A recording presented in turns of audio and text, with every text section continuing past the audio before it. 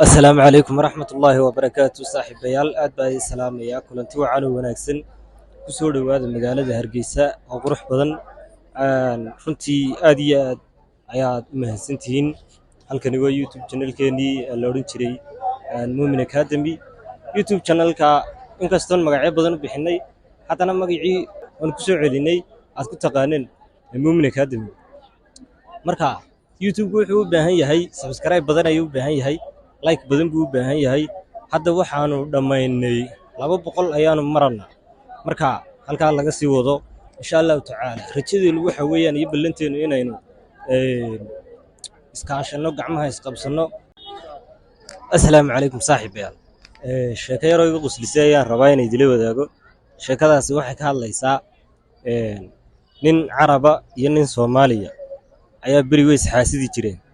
dadana sidii isu xaasidayeen ayaa iyagoo meel dhiiqa oo biyale oo balle agtiisa iyagoo jooga ayaabuu kii carabka ahaa biyo ku dhacay Soomaalidu ninkii Soomaaliga ahaa loo iska dhib badan yahay biyo buu ka soo saaray dadana ninkii carabka ahaa farxay oo isiri wow ma sha Allah ninkani maanta biyo ka soo saaray wayna mahad celisaa dadana oo weydiisaa sababta uu kaaga soo saaray biyaha dadana wuxuu ku yiri saaxiib maxad biyaha iga soo saartay wuxuu yiri wax kala kaaga ma soo saarane waxaan kaaga soo saaray waxaan malqay qofka biyo ku dhintaa jannadu galaa sida dareedid maan doonay inaad jannada iga horgasho no, no, no, no.